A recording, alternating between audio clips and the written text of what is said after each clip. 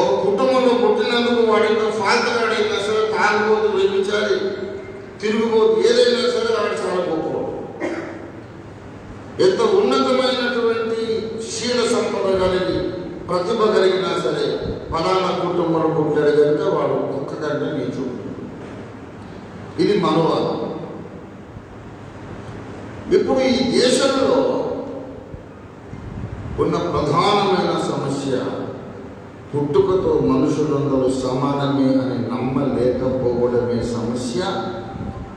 ఈ ఒక్క సమస్య తీర్చగలిగితే మనుషులంతా ఒకటే, భారతీయులంతా ఏక కుటుంబం అని నమ్మగలిగితే, ఆ నమ్మకాన్ని గుర్తించగలిగితే అందరూ మీరెవరండి అంటే మేము చాకలి, మంగలి, కమ్మ, కాపు, కుమ్మరి ఈ మాటలు చెప్పొద్దు. మేమెవరం అంటే మేము భారతీయులమండి, మేము భారతీయులమండి అని చెప్పగలిగిన నాడు నిరుద్యోగ సమస్య ఉండదు, అవినీతి సమస్య ఉండదు, ఏ సమస్య ఉండదు. మనము ఒకటైపోవాలి అని బాబాసాహెబ్ కలలు కన్నారు. దళితులను ఉద్ధరించాలి, సమాజంలో కలిపేయాలి, స్త్రీలకు పురుషులతో సమానమైన గౌరవం దక్కాలి అని కలలు కన్నారు మహాత్మా పూలే. ఇంత చేసిన దళితుడు కాదు, బీసీ. ఊరు బయట లేడు, ఆయన ఊళ్ళోనే ఉన్నాడు. ఊళ్ళోనే ఉండి గౌరవాన్ని అందుకుంటూ ఊరు బయట ఉన్న వాళ్ళ కొరకు బాధపడ్డాడు. ఒక పురుషుడైంది స్త్రీలకు జరిగే వివక్షను బట్టి బాధపడ్డాడు. వాడు మహానుభావుడు. సమాజంలో అసమానత ఉండొద్దు, పురుషుడైనా స్త్రీ అయినా సమానమే, ఏ కుటుంబంలో పుట్టినా ఏ వృత్తి చేసినా అందరూ సమానమే అనే సోషల్ ఈక్వాలిటీ రావాలి అని వాళ్ళు కలలు కన్నారు, తగ్గించారు. మన భారతీయులందరూ కూడా ఒకటైపోవాలని నా చిన్నతనంలో, ఇప్పుడంతా లేవులేండి, కొన్ని మంచి లక్షణాలు పోయింది. నా చిన్నతనంలో పొద్దున్న ప్రేయర్ జరుగుతుంది, స్కూల్ మొదలు కాదు, అక్కడ ప్రతిజ్ఞ చెప్పేవాళ్ళు, భారతీయులందరూ నా సహోదరులు, నేను నా దేశమును ప్రేమించుచున్నాను, సుసంపన్నమైన బహువిధమైన నా దేశ వారసత్వ సంపద నాకు గర్వకారణం, భారతీయులందరూ నా సహోదరులు అని నేర్పించారు. కానీ రాసేటప్పుడు అప్లికేషన్ మాత్రమే కుర్ర మీద రాయడం. ఏమి 2-4 ధోరణి. ఇప్పుడు నేను రెడ్డి అని చెప్పుకొని స్కూల్ లెవెల్ నుంచి హై స్కూల్, గ్రాడ్యుయేషన్, ఉద్యోగం దాకా రెడ్డి అని చెప్పుకొని పెళ్ళికి మళ్ళీ ఒక రెడ్డి అమ్మాయిని చేసుకొని పుట్టినోని మళ్ళీ రెడ్డి అని పిలిస్తే ఈ కులం ఎప్పటికి పోతుంది? ఒక మాలనే చేసుకుంటాడు, పుట్టినవాడిని మాల అంటారు, మాదిగనే చేసుకుంటాడు, పుట్టేవాడిని మాదిగ అంటారు, చాకలిని చేసుకుంటారు, పుట్టేవాడిని చాకలి అంటారు. మరి కుల వ్యవస్థ ఎప్పటికి పోతుంది? బాబాసాహెబ్ దండెత్తే సరిపోయిందా? కులం తీసేసే ప్రయత్నం చేయరా? నేను చెప్తున్నా కూడా అంబేద్కర్ కాదు, నేను అసలు అంబేద్కర్. ఎందుకంటే ప్రాణాలను తెగించి, సాగుకు తెగించి నేను 400 కులాంతర వివాహాలు చేసి నిలబెట్టాను. కొన్ని పెళ్లిళ్ళకైతే నా దగ్గర పనిముట్లు చేసుకొని వచ్చారు, నన్ను వేసేయాలి, అందరూ నిలబడ్డారు, అన్ని కుటుంబాలు ఏం. ప్రియ మిత్రులారా, కలిసిపోవడం అంటే నీవెంతో నేనంత, నీవెక్కువ నేను తక్కువ కాదు, నేను ఎక్కువ నువ్వు తక్కువ కాదు, మనం కలిసి ఏక కుటుంబం అయిపోతామని, మాదిగలు ఏక కుటుంబం అయిపోవాలి, కలిసి పిల్లలించి కూర్చుకోవాలి. అది జరిగిన నాడు 130 మంది ఒకటో, మిగతా 50 మందిలో 25 మంది వచ్చిన వీళ్ళందరూ కలిసి అంబేద్కర్ ఆలోచన విధానం కలిగిన వారిని పార్లమెంట్లో కూర్చోబెట్టగలుగుతారు. పార్లమెంట్లో 500 మంది అంబేద్కర్ కూర్చున్నారు అనుకోండి, దేశం ఎలా ఉంటుందండి? అంబేద్కర్ లాంటి సంస్కారవంతులు, అంబేద్కర్ లాంటి విద్యావంతులు, అంబేద్కర్ లాంటి మానవతావాదులు,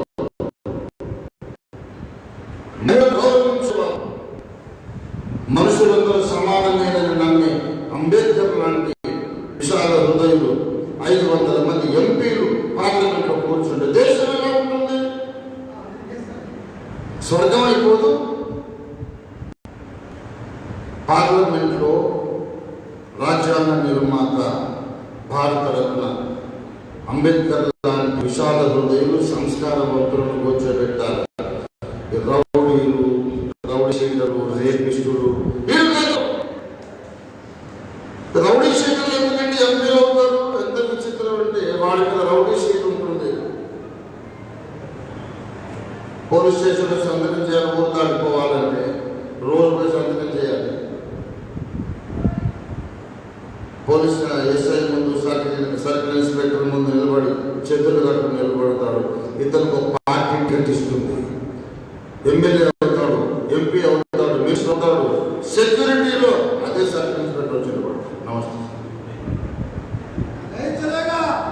ఒక నేర చరిత్ర కలిగిన వాడిని ఒకప్పుడు లోపల తోనాడు ఈ సర్కిల్ గారు. ఇవాళ ఆయన బాసు, ఇదేమో ఆయన ఇంటి ముందు పాలేదు.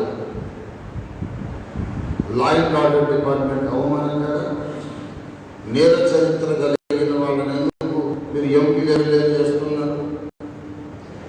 ఎందుకంటే మరి వాళ్ళే టికెట్ కొరకు వచ్చారు సార్. మంచోళ్ళు రాలేదు. That is the problem. మంచోళ్ళందరూ ఏమనుకుంటున్నారంటే విద్యావంతులు, మంచివారు, సంస్కారవంతులు, రాజకీయం అంటే పాపం అనుకుంటున్నారు. మనకెందుకు ఆ రొచ్చు గుట్టరా కూడు రాజకీయాలు? మనకి ఏదో మనం గుమాస్తా ఉద్యోగం, డాక్టరు, ఇంజనీరు ఏదో చేసుకుని బ్రతుకు వెళ్ళమార్చుకోవాలి. కానీ రాజకీయాలు మనకి అంటే రాజకీయాల్లోనికి మంచివారు రావడం లేదు కనుక ఎవరో ఒకరికి టికెట్ ఇవ్వాలి కనుక వచ్చినోడికి ఇస్తున్నారు. రౌడీ షీటర్లు చాలా మంది. ఇప్పుడు మొన్న ఎక్కడో స్టాటిస్టిక్స్ రాశారు. పార్లమెంట్లో ఉన్నోడు, అసెంబ్లీలో ఉన్నోడు ఎంతమంది వెనక నేర చరిత్ర ఉన్నది. సగానికి పైగా, మోర్ దెన్ 50%. మరి వీళ్ళందరూ కలిస్తే మరి ఆసిఫా బాను రేపుడు, ప్రియాంక రెడ్డి రేపు జరగకపోతే ఏమైతే? మరి జమ్మూలో ఆసిఫా బాను అనే ముస్లిం అమ్మాయిని రేపు చేస్తే వాళ్ళని అరెస్ట్ చేయకుండా నరేంద్ర మోడీ ప్రభుత్వమే ఒక నెల 2 నెలల పైన కాపాడారు. అది బయటకు రావడం లేదు. బీజేపీ గవర్నమెంట్, క్యాబినెట్ మినిస్టర్ వాళ్ళు కాపాడారు అరెస్ట్ కాకుండా. ప్రజలంతా రోడ్ల మీదకి ఎక్కి గొడవ చేశారు. మన పరువు పోతుందని అరెస్ట్ చేయమన్నారు. ఏం శిక్ష చేశారు వాళ్ళు? ప్రస్తుత పరిపాలక వర్గం, అధికార పార్టీ బీజేపీలో ఉండే మహిళా ఎమ్మెల్యేలు చెప్తున్నారు, రేపులనే జరుగుతూనే ఉంటాయండి మన సంస్కృతిలో. వాళ్ళంతా ఇష్యూ చేయకండి. మామూలు ఒక స్త్రీ, ఒక స్త్రీ అగ్గి మీద గుంపులమే మండిపడాలి.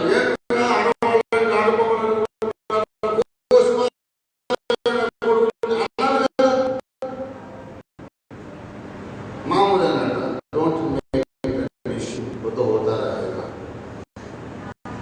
మహోన్నతమైన సంస్కృతి ఒక ప్రజలు రేపు సంస్కృతి లేదా మౌనం మాట్లాడి వాళ్ళు వాళ్ళ జెండా అడుగుతున్నారు.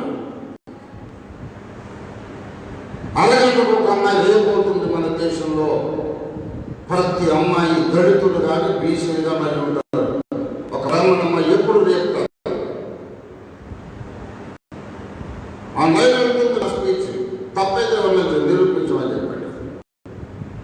అరగంటకు ఒక దళిత అమ్మాయిని రేపు చేస్తూ ఇది మన సంస్కృతి, ఇది ఇష్యూ చేయగలి అన్న పార్టీ జెండాలు దళితులు ఎందుకు ఆత్మం లేదా? సిగ్గు రోజు ఏమైపోయింది మనకు?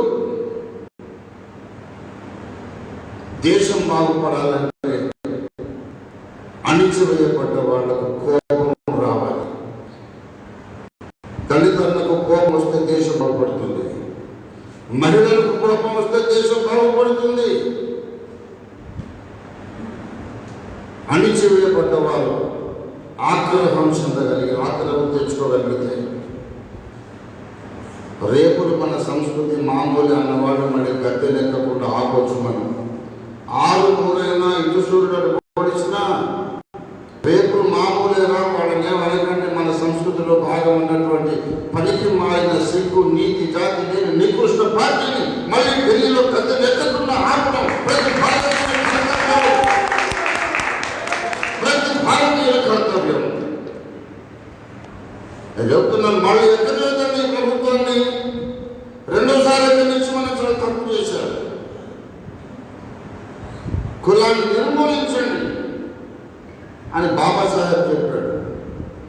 ఆయన అనుసరుడిని నేను కుల నిర్మూలన కొరకు ప్రాక్టికల్గా కోట్లు ఖర్చు పెట్టి అప్పుల పాలై నేను నలిగిపోయి ఆర్థిక భారం కింద ఒక ఆశయం నిలబెట్టిన మనిషిని ఇవాళ నన్ను కూడా ఏ కులం సగం అడుగుతున్నాను. చెప్తా, డెఫినెట్గా చెప్తాను. నా కులం మీద మీరు ముందు కులము అంటే నిర్వచించండి.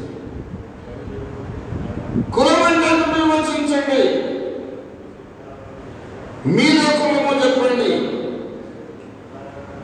చెప్పడమే కాదు, మీ రక్తాన్ని పెథలాజికల్ ల్యాబొరేటరీలో ఇచ్చి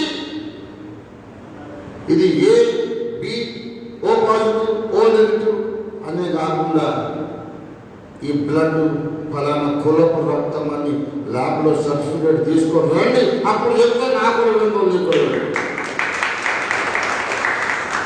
నువ్వు రెడ్డివి, నువ్వు కమ్మ, నువ్వు కాపు, నువ్వు మాలా, నువ్వు మాదిగా, నువ్వు చాకలి, నువ్వు మంగళి, కమ్మరి, కుమ్మరి అనే నిజమైతే అది ల్యాబ్లో నీ బ్లడ్ రిపోర్ట్ ఎందుకు రావడం లేదు?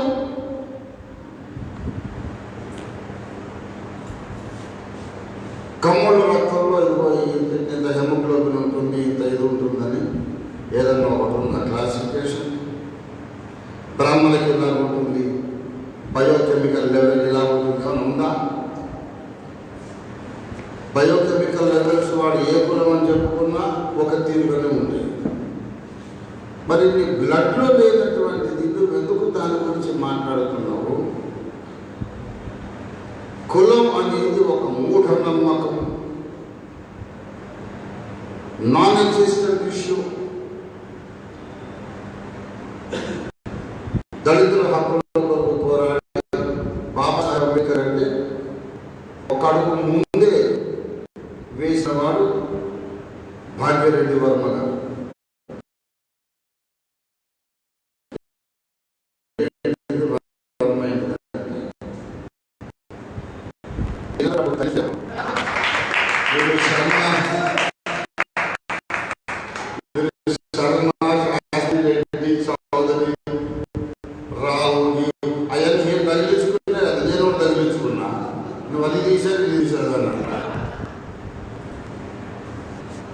గులాంని గురించి మాట్లాడినాడు ఎవడు కూడా సంస్కారవంతుడు కాదని చెప్తున్నాడు. వాడు దేశానికి చీడ పురుగు. కులాన్ని గౌరవించొద్దు. ఇవాళ అన్ని పార్టీలు కూడా కులాన్ని గౌరవిస్తున్నాయండి. నాకు doctor YS Rajasekhara Reddy guarantee చాలా అభిమానం, జగన్ గారంటే చాలా అభిమానం. రాజశేఖర రెడ్డి గారి మదర్ జయమ్మ గారు నేను రాసిన పుస్తకాలు చదివారు. ఆ కుటుంబంతో నాకు అనుబంధం. కానీ నేను చెప్తున్నా, వాళ్ళు వ్యక్తిగతంగా నా మిత్రులు, నా వాళ్ళు అనుకుంటా. కానీ ఇవాళ వైఎస్ఆర్ కాంగ్రెస్ పార్టీ కమిటీ చూస్తే మొత్తం అంతా రెడ్డి రెడ్డి రెడ్డి రెడ్డి రెడ్డి ఇంకొక కులతో ఉంటూ కొట్టు. చంద్రబాబు నాయుడు గారి పార్టీ తెలుగుదేశం సెంట్రల్ కమిటీ మొత్తం చౌదరి చౌదరి చౌదరి చౌదరి కమ్మ కమ్మ కమ్మ కమ్మ. ఒక రెడ్డి ఉండడు, కాపు ఉండడు. జనసేన మొత్తం కాపు కాపు కాపు కాపు కాపు. మరి వీళ్ళు కులాన్ని ఎలా తొలగిస్తారండి? కులాన్ని ఎలా నిర్మూలిస్తారండి? ఒక పార్టీ నిండా కమ్మోళ్ళు ఉంటారు. సెంట్రల్ కమిటీ, సెంట్రల్ కమిటీలో ఒక పార్టీ నిండా రెడ్డి రెడ్డి రెడ్డి. భారతదేశంలో ఉన్న కులాలన్నీ కమిటీస్లో కలిగిన ఏకైక పార్టీ ఇండియా ప్రజాబంధు. మేము సీరియస్గా దేశాన్ని అంబేద్కర్ కళలు కన్న కుల రహిత సమాజ వివక్షారహితమైన భారతదేశాన్ని నిర్మించడానికి సీరియస్ కోరుకున్నటువంటి చిత్తశుద్ధి కలిగిన ఏకైక secular Ambedkarist party India Prajabandhu.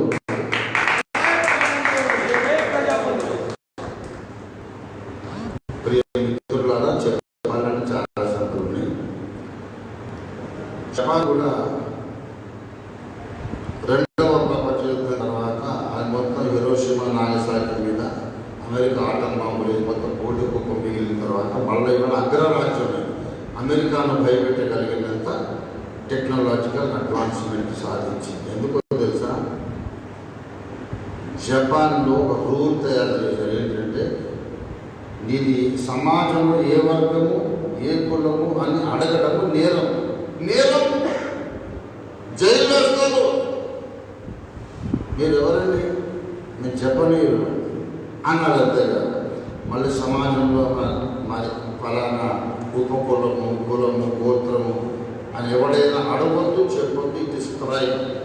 నేను జాపనీయుడిని, నువ్వు జాపనీయుడు, మన బంధువులు అనుకోవాలి. ఇంకా సబ్ క్లాసిఫికేషన్ ఇస్ క్రైమ్. ఎప్పటికైనా ఇండియా ప్రజాబంధు పార్టీ కేంద్రంలో అధికారానికి వస్తే నేను చెప్తున్నా, కులం అడగడం, కులం చెప్పడం పనిషబుల్ క్రైమ్. 7 సంవత్సరాల జైలు శిక్ష అని నేను చేసే ఒక రూల్. ఇంకో రూల్ ఏంటంటే సోకాళ్ళు ఒకే కులంలోని వ్యక్తులు పెళ్లి చేసుకోవడం నిషిద్ధం. మీరు ఏ కులం అని చెప్పుకుంటున్నామో అది దాకా దాటి ఇంకో కులానికి పిల్లల్ని ఇవ్వాలా, ఇంకో కులం పిల్లల్ని తెచ్చుకోవాలా. అలాగే ఒక జనరేషన్ గడిచిన తర్వాత అప్పుడు సమైక్య సంఖ్యారావం అవసరం ఉండదు. ఎందుకంటే భారతదేశం ఒక కుటుంబం అయిపోతుంది. సమైక్య సంఖ్యారావం ఎందుకంటే అనైక్యంగా ఉన్నందుకు ఇప్పుడు సమైక్యం కావాలి. ముందు అనైక్యంగా ఉంది కదా. మాలలు మాదిరిగా ఇచ్చుకోరా, ట్రైబల్స్ ఇస్తారా పిల్లలు? మాలలు మాదిరిగా పిల్లల్ని ఇచ్చుకొచ్చుకోరా, చాకరికి మండలికి ఇస్తారా, వాళ్ళు తీసుకుంటారా? ఇంక ఎక్కడ ఉంది ఐక్యత? అనైక్యంగా ఉన్నాం కనుక సమైక్యం అంటారు. సేమ్ కులంలో కులాలు పెళ్ళిళ్ళు, సేమ్ కాస్ట్లో పెళ్ళిళ్ళు నిషిద్ధం. సేమ్ కాస్ట్లో పిల్లల్ని ఇచ్చినా తెచ్చుకుని 7 సంవత్సరాలు జైలు శిక్ష అని లా వచ్చింది అనుకోండి. అప్పుడు మ్యారేజ్ బ్యూరోలలో కులం నమోదు చేస్తారు. ఎందుకంటే ఇది తప్ప ఇంకోటి చూసారని దేవుని ఇష్టం. ఆ భగవంతుడు దిగొస్తే ఇదే చేస్తాడు. ఆ భగవంతుడు వస్తే ఇదే చేస్తాడు. ఆ భగవంతుడు అంబేద్కర్ లోపలికి వచ్చి ఇదే చేశాడు. అది నేను చెప్తుంది. అందులో భగవంతుడు వచ్చి మీరు బాగున్నారు, మీరు మా కలవద్దని చెప్తారు. లేకుంటే ఇతర చేసిన దొంగలు ఆవిడ ఇదే అడుగుతా. బ్రహ్మదేవుని తలకాయలు బ్రాహ్మణులు కొట్టాడు, పాదల నుండి శూద్రులు కొట్టారు. ఈ శూద్రులు బ్రాహ్మణులు 1000 మంది ఉంటారు. బ్రహ్మదేవుడు చెప్తాం, నా తలకాయ మంచిది, నా కాళ్ళు పనికిమాలేదా? కాళ్ళలోంచి పుట్టినోళ్ళు తలలోంచి పుట్టినోళ్ళ దగ్గరికి పోతే వాడు చాలా గొప్పవాడు. తలకాయ మహా గొప్పది, కాళ్ళు మాత్రం ఫాల్తూ అని చెప్తాడా? ఆ భగవంతుడు అనేవాడు ఉంటే, ఎవరిలోనైనా భగవంతుని మీద ఒక నమ్మకం ఉంటే మనుషులను ఏకము చేయడానికి ప్రయత్నం చేస్తాడు తప్ప చీల్చడానికి ప్రయత్నం చేయడు. అది ఏ మతమైనా కానీ. బాబాసాహెబ్కు మతం లేదు, ఆయన బౌద్ధ మతంలో పోయినట్టు దేవుడు లేని మతం అది. దేవుడు లేడు అన్న బాబాసాహెబ్ కులం నిర్మూలించమన్నాడు. ఇవాళ దేవుని పేరిటండి కులాలు పెంచుకొస్తున్నారు ఏంటండి? చెప్పాలంటే చాలా విషయాలు ఉన్నాయి.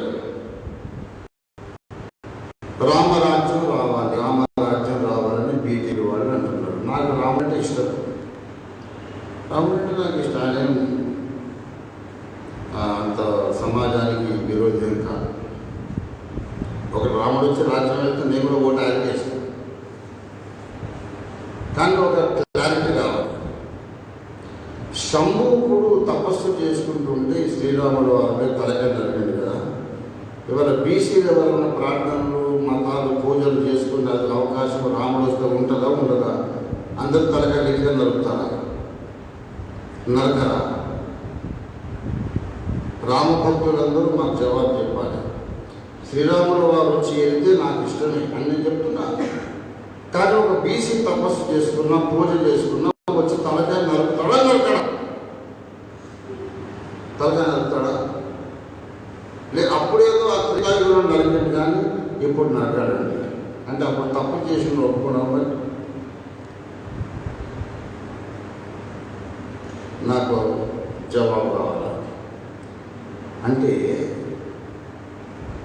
ఎందుకు అలాగే నరికిండ్రు అంటే మన సోషల్ మీడియాలో ఒక తమ్ముడు మంచి కొటేషన్ వీటిని సుధాకర్ గుర్తుపెట్టుకోవాలి. ఏ లేదా వాడు తపస్సు చేసుకుని ఎందుకు నరికిందంటే తపస్సు చేసుకోవడానికి పోతాడు. మేము గుడిలోకి రానివ్వనుడు స్వర్గానికి రాణిస్తామా? గుడిలోకి వస్తే మాకు ఇష్టం లేదు, వాడు స్వర్గానికి వస్తేట్టుగా. నేను రమ్మని లేకపోతే వాడు నాకు కోరిక వస్తే స్వర్గంలో రమ్మని లేదు. అందుకని నేను చెప్తున్నాను, తలకాలకే రామ భక్తులు ఉంటారు. నేను కూడా రామ భక్తులే, కాంక్షి రామ భక్తులు.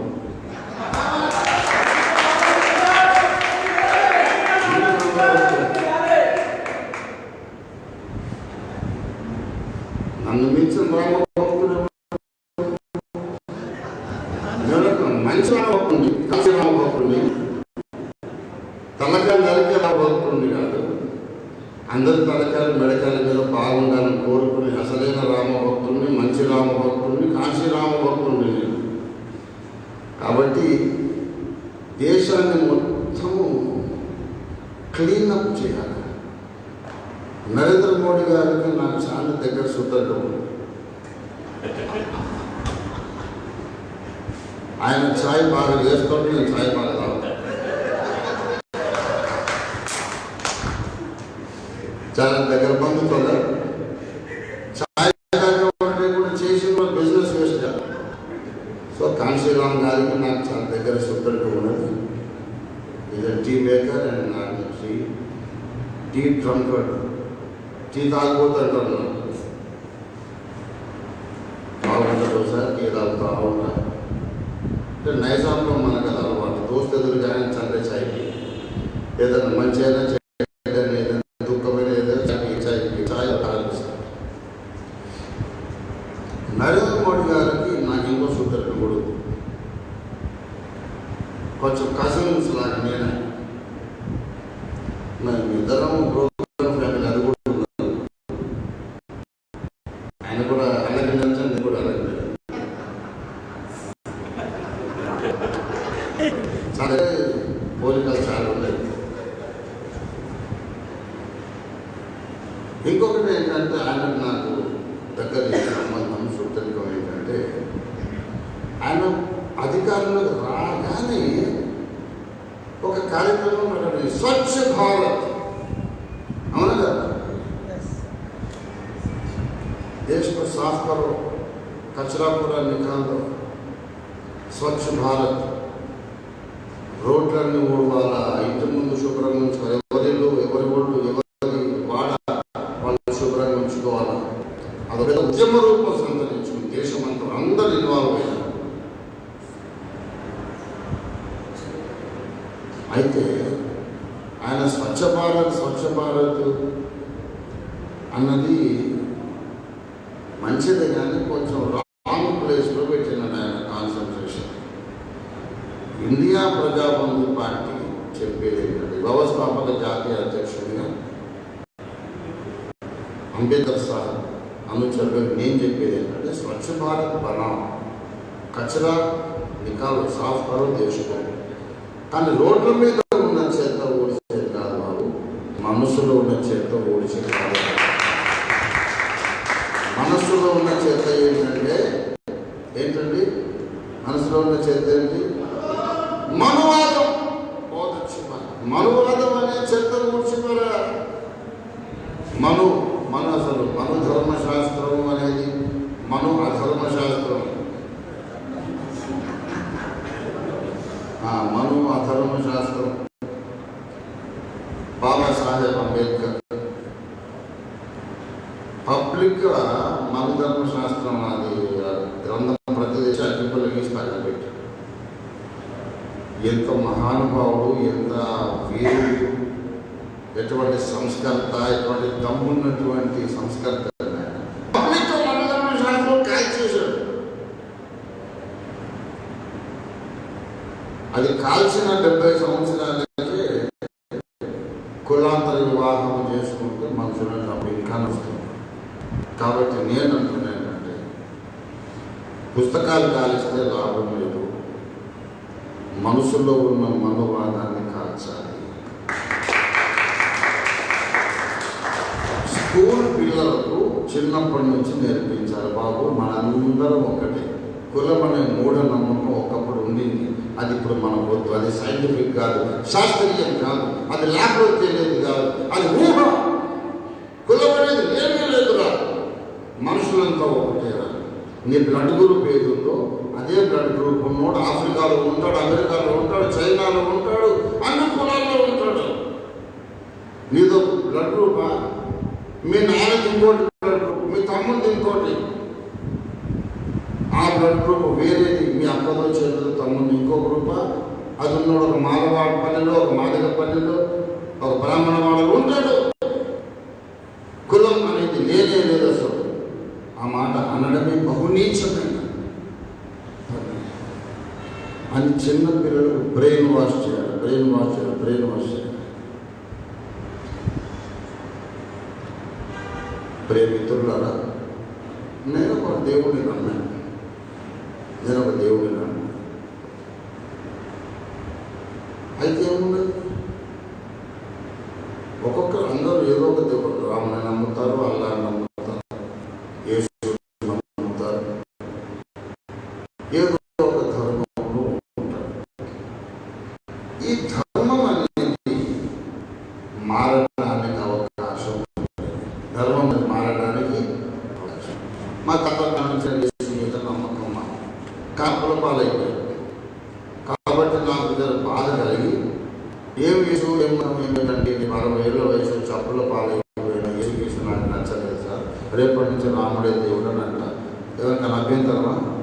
నన్ను కొడతారా సార్? రాముడిని కొంతకాలం మొక్కిన తర్వాత ఈ రాముడు మొక్కినా నాకేం ప్రాబ్లం తెలియదు సార్, ఇప్పటికీ అల్లాహో అక్బర్ అని అల్లాహ్ని మొక్కుతాను. నన్ను కొడతారా? నాకు హక్కు లేదా?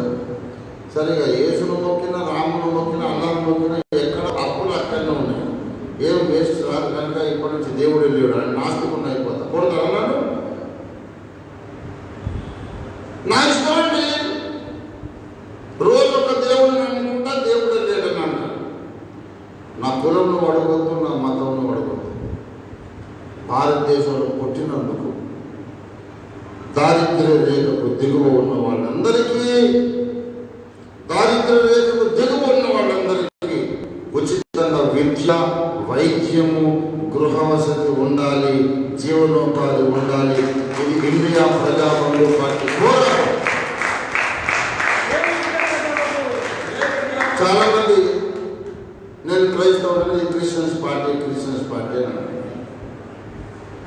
వైఎస్ఆర్ వాళ్ళు ఆఫీసులో తాడి చెట్ల సిలువ పెట్టారు, అది క్రిస్టియన్ పార్టీ ఎందుకంటే. అమ్మగారు విజయలక్ష్మి మేడం గారు అన్ని సభలకు బైబిల్ పట్టుకొని పోయి ఆమెను అడిగారు, నా విశ్వాసం సార్, నీకే అభ్యంతరం, నువ్వు మెడలో మీ దేవుడి విగ్రహం వేసుకుని రావట్లేదా? నాకు నమ్మకం. నీకు చట్ట ప్రకారం వాడు ఎవరైనా సరే ఎన్నికైన తర్వాత ఏ మతస్థుడైనా ముఖ్యమంత్రి అయినాక రాజ్యాంగ ప్రకారం పరిపాలించాలి, కానీ మతం అనేది పనిచేయదు. మేము క్రిస్టియన్ పార్టీ కాదు, ఎందుకంటే ఆంధ్రప్రదేశ్ ఇండియా ప్రజాబంధు పార్టీ అధ్యక్షుడు మహమ్మద్ జియావుద్దీన్ ముస్లిం, ఢిల్లీ రాష్ట్ర శాఖ అధ్యక్షుడు అష్రఫ్ ఖాన్ ముస్లిం.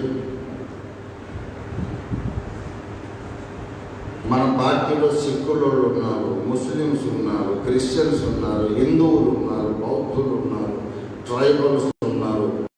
లేని కులం లేదు, లేని మతం లేదు. బ్రాహ్మణులు ఉన్నారు, కమ్మ కాపు ఉన్నారు. మొన్న శ్రీనివాస్ గారు వచ్చారా? శ్రీనివాస్ గారు మన ఆయన వెలమ కదా, ఆయన వెలమ, కమ్మ ఉన్నారు, కాపు ఉన్నారు, వెలమ ఉన్నారు. అరే వాళ్ళు వీళ్ళు కాదు సార్, మా పార్టీ. ఎవరండి? రవిసారథి బ్రాహ్మణం, రఘునాథ్ రెడ్డి గారు ఉన్నారు, రెడ్డి ఉన్నారు, బ్రాహ్మణులు ఉన్నారు, ముస్లిమ్స్ ఉన్నారు. అసలు సంగతి ఏంటంటే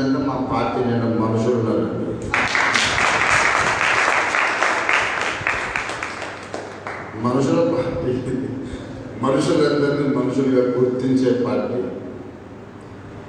ఇంకో విషయం కూడా మన పార్టీ మేనిఫెస్టో ఏంటంటే మాలలు మాదిగలు 100 కోట్లు సంపాదించుళ్ళు ఉన్నారా లేరా? అమలాపురం, ఈస్ట్ గోదావరి, కాకినాడకి పోతే మాదిగల సర్టిఫికేట్ ఉంటుంది. 200 కోట్లు, 300 కోట్లు, 500 కోట్లు ఆస్తిపరులు. అయితే వాళ్ళు మాలలు మాదిగలు అయినందుకు వాళ్ళ పిల్లల రిజర్వేషన్ ఇస్తాం. బ్రాహ్మణులై పుట్టి కోటికి గంజికి లేని వాళ్ళు ఉన్నారు. చచ్చిపోయా అన్నం పెట్టవా? రెడ్డిలు నాకు తెలుసు, గంజి కూడా లేదు. కాబట్టి నువ్వు ఒక కులానికి చెందినందుకు నీకు ఏ బెనిఫిట్ కూడా ఇవ్వబడదు. పావర్టీ లైన్ కంటే తక్కువ నీ ఆదాయం ఉన్నందు చేత నీ ఏ కులంలో పుట్టినా, హిందువైనా, ముస్లిం అయినా, మాలైనా, బ్రాహ్మడైనా, ఎవరైనా దారిద్ర్య రేఖకు దిగువ నీ ఆర్థిక స్థితి ఉంటే ప్రభుత్వం నీకు ఉచితంగా గృహం, ఇల్లు కట్టించాలని, పెళ్లి చేయాలని, ఉద్యోగం ఇవ్వాలని, ఉచిత విద్యా వైద్యం. ఎందుకంటే మాకు స్పెషల్గా చుట్టాలు లేదు. ఇండియా ప్రజలందరూ మా బంధువులే. ఇది ఇండియా ప్రజా బంధువు అనే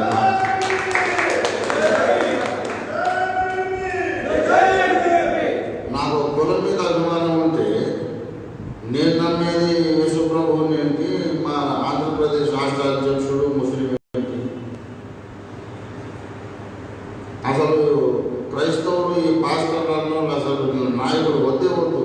బీసీల నుండి, ఎస్సీల, ట్రైబల్స్ నుంచి తీసుకురండి నాయకులను అని చెప్పి ప్రకటించాం. మా పాలసీ అది. మతాన్ని నమ్మేటప్పుడు వ్యక్తిగత విషయం, అది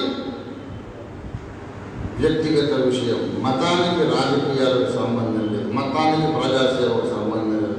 ఆ లెక్కకు వస్తే ఏ మతంలో ఏ దేవుడైనా సరే మనుషులను చీల్చి తనుకు సావమని చెప్పలేదు. ఏ మతమైనా కలిసిమెలిసి ఉండమని చెప్పింది. నిరంకారి సంఘం అనే ఆ యొక్క పంజాబీ తెగ నాయకుడు ధర్మంను స్థాపించిన నిరంకారి బాబా ఏం చెప్పాడంటే ధర్మం జోడుతా తోడుతా. సమాజాన్ని కలిపేదే ధర్మం, విడదీసే ధర్మం.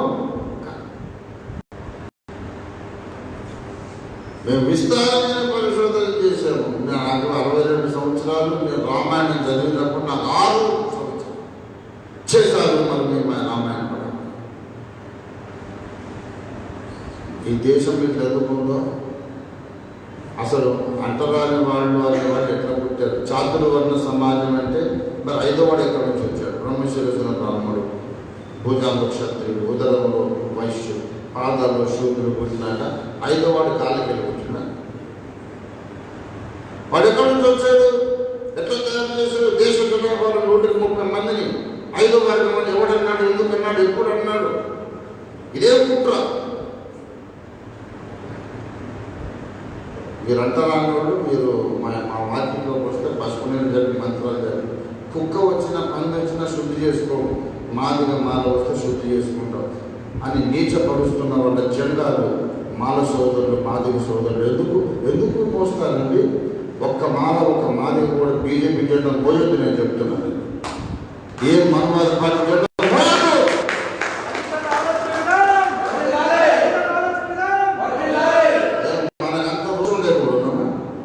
జెండా వేయడానికి కావాలి,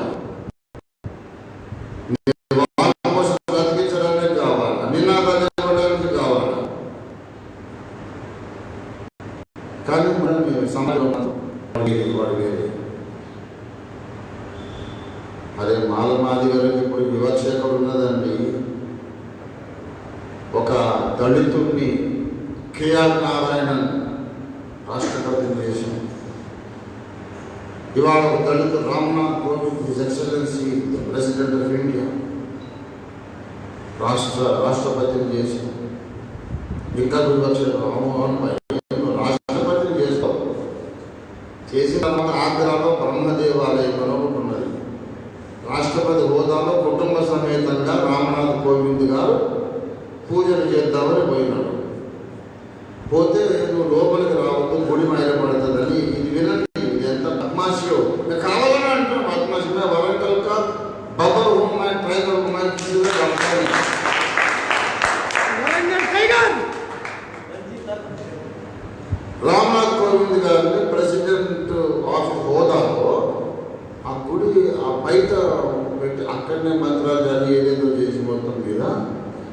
లోపలికి వస్తే ఆ దేవత మైలపడుతుంది సార్ అని చెప్పి ఈ బద్మాష్ పురోహితులు ఏం చేశారు తెలుసా,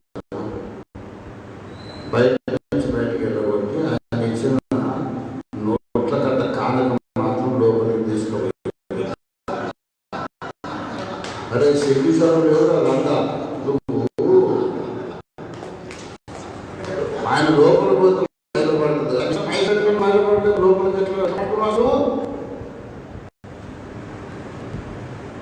అది మన శివీశ్వరం లేని స్టాండర్డ్ అన్నమాట. అందుకే అల్టిమేట్ ఏంటంటే మనుధర్మ శాస్త్రము ప్రజల గుండెల్లో లేకుండా కాల్చేయాలి. ఈ కాల్చివేయబడే సంస్కరణ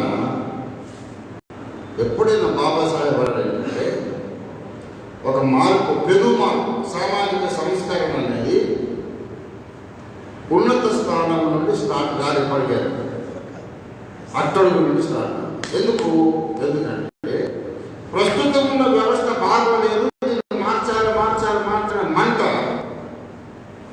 పై స్థానంలో ఉన్నోడికి ఉండదు. ఎందుకంటే వాడు కంఫర్టబుల్లో ఉన్నాడు కదా, వాళ్ళందరూ జైలు పెడుతుంటే ఈ వ్యవస్థ బాగలేదు మార్చమని ఎందుకంటాడు వాడు. ఇది మారాలి అనేవాడు అంటే గాయపడవాడు అంటాడు. కనుక ఈ వ్యవస్థ మారాలి అని ఎక్కడి నుంచి రావాలా? పోరాటం బాటం నుంచి రావాలి. అందుకే నేను అంటున్నా, వ్యవస్థ మారాలి అంటే అటడుగు స్థానం అని అనిపించుకుంటున్న మాల సోదరులు, మాది సోదరులు ఒకరినొకరు అన్నదమ్ములుగా చూసుకునే దినం.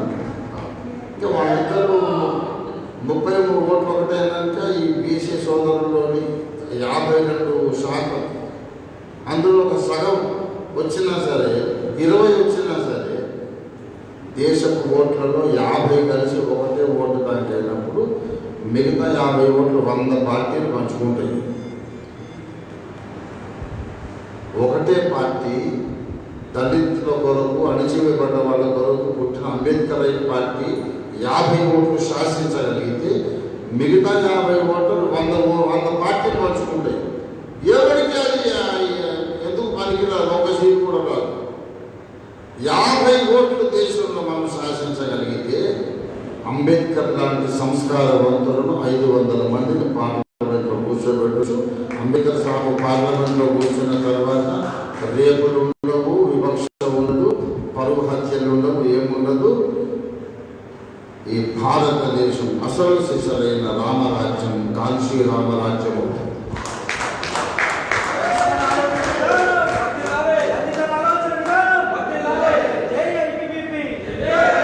నాదేం ఆలోచన లేదు సార్, అంబేద్కర్ ఆలోచన నా ఆలోచన, కాంక్షి రామ్ గారి ఆలోచన నా ఆలోచన. ఆ మహానుభావులు చూపెట్టిన దాని వెనక నడుస్తుంది ఏదో గొర్రెలాగా. నాకు సొంత ఆలోచన ఏం లేదు. మహాత్మా పూలే, అంబేద్కర్ గారు, కాంశీరామ్ గారు, భాగ్యరెడ్డి వర్మ అందరూ కలిసి మూట కడితేనే రంజిత్ బొగ్గులు తయారయ్యారు. నేను ఆ మహానుభావుల యొక్క టీచింగ్స్ బాగా పరిశోధన చేశాను, రీసెర్చ్ చేశాను. This is the right way. ఆ ఆలోచన విధానం ప్రతి భారతీయులు మనం ఇంజెక్ట్ చేయగలిగితే భారతదేశం ఒక స్వర్గం లాంటి దేశం అండి. ఇక్కడున్న వనరులు, ఇక్కడున్నంత ప్రతిభ, ఇక్కడున్నంత సజ్జనులు, ఇక్కడున్నంత మ్యాన్ పవర్ ఎక్కడ లేదు. ఎంత మ్యాన్ పవర్ అండి మన దగ్గర. మీకు తెలుసుకోలేదు, ఒక విషయం చెప్తున్నా. అమెరికా సంయుక్త రాష్ట్రాలలో 50 రాష్ట్రాలు ఉంటాయి. 50 రాష్ట్రాలలో పెద్దది టెక్సస్. టెక్సస్ యొక్క భూభాగము ఈక్వల్ భారత ఉపఖండం అంత విస్తీర్ణం. అమెరికాలో 50 రాష్ట్రాలలో ఒకటి టెక్సస్. టెక్సస్కి ఎంత భూమి ఉందో ఇండియాకి అంత భూమి ఉన్నది. ఇంకా 49 రాష్ట్రాలు వాళ్ళు. ఒక రాష్ట్రం ఈజ్ ఈక్వల్ టు ఇండియా. జనాభా ఏమో ఒక జిల్లా అంటున్నారు.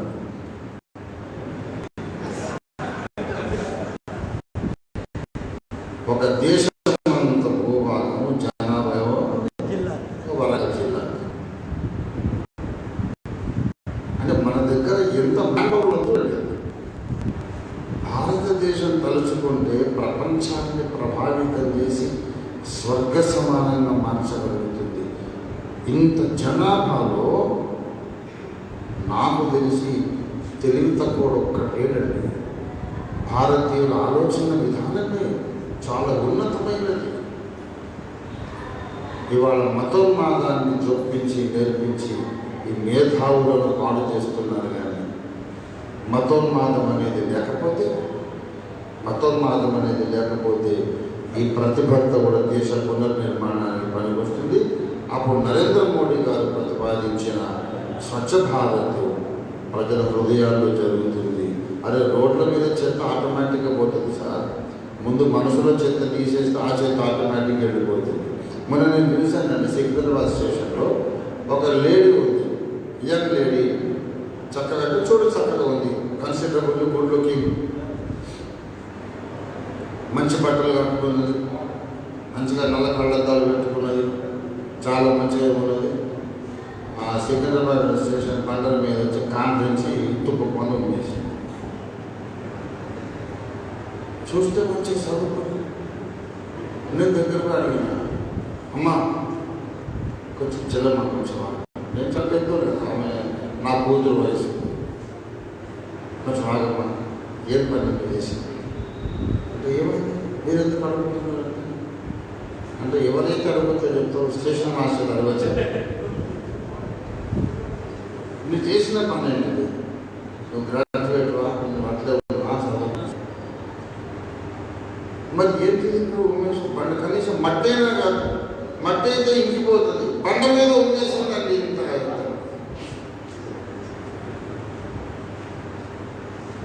కాబట్టి ఇప్పుడు నరేంద్ర మోడీ గారిని అడుగుతాం, ఇప్పుడు స్వచ్ఛ భారత్ ఎట్లా చేద్దాం అంటే ముందు ఆమె మనస్సులో ఉన్న చెత్త భారత్ పోవాలి.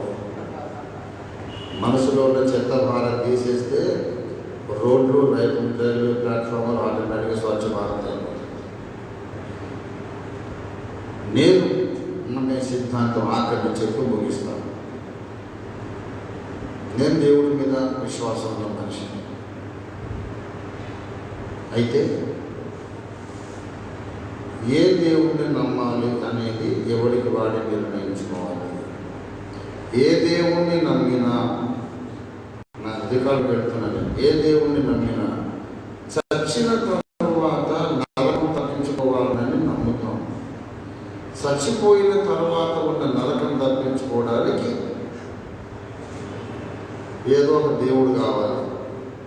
అది బ్రతుకుండగానే మనువాదులు సృష్టించిన నరకం తప్పించుకోవడానికి అంబేద్కరిజం ఒకటేశాడు. కనుక నువ్వు హిందూ అయ్యిండు, ముస్లిం అయ్యిండు, క్రిస్టియన్ అయ్యిండు, కానీ సమాజానికి సంబంధించిన అంబేద్కర్ రైట్ కావాలి. కనుక ఏమైనా నమ్ము, అది చచ్చిపోయినాక పనికి వస్తుందేమో, బ్రతుకుండగా పనికి వచ్చేది అంబేద్కర్ ఆలోచన విధానం. ప్రియ మిత్రులారా, లాస్ట్ సెంటెన్స్ చెప్తున్నాను ఏంటంటే, ఎప్పటికైనా ఆ భగవంతుడు నా చేతికి 1000 కోట్ల రూపాయలు నాకు ఇస్తే నేను ఒక బృహత్ కార్యక్రమాన్ని తలపెట్టాను. ఏంటంటే ఒక భగవద్గీత, ఒక ఖురాన్ షరీఫ్, ఒక బైబిల్, పరిశుద్ధ బైబిల్ గ్రంథం, ఒక రాజ్యాంగ ప్రతి, బాబాసాహెబ్ జీవిత చరిత్ర, ఈ 5 పుస్తకాలు కలిసి మూట కట్టి భారతదేశంలో ఉన్న ప్రతి గడపకు అందిస్తాను నేను. Free distribution. Holi Bible, Bhagavad Gita, Quran and the Indian constitution and biography of Baba Saheb Ambedkar.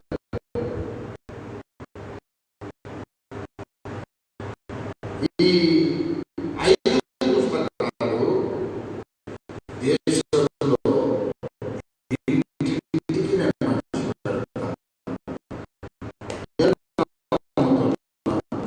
పుస్తకాలు రాజ్యాంగ, బాబా సాహెబ్ జీవిత,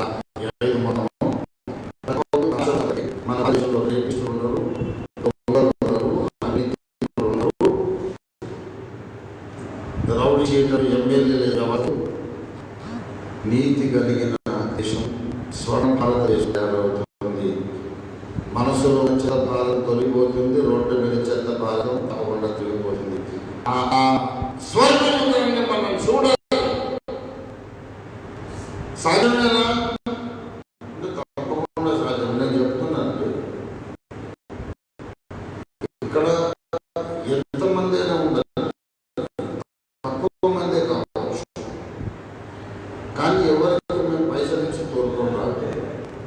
ఖర్చు పెట్టుకొచ్చారు. ఈ మాట వినడానికి తమ డబ్బులు ఖర్చు పెట్టుకున్న 10 మంది రాగలిగినారంటే భారత భాష అంబేద్కర్ స్టార్ట్ అయిపోయిందని ఒక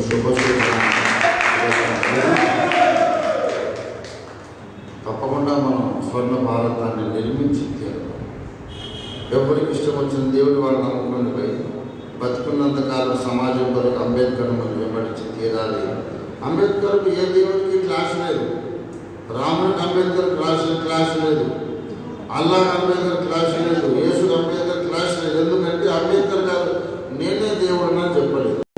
అసలు దేవుడు వదిలేదు మనిషి సంగతి పట్టించుకోమని.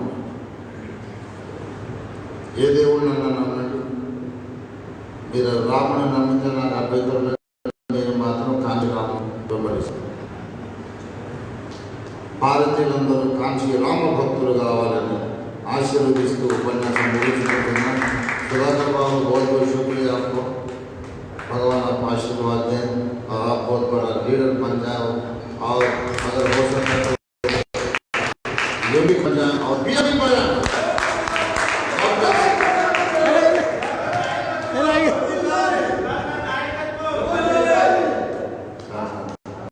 ये बाबू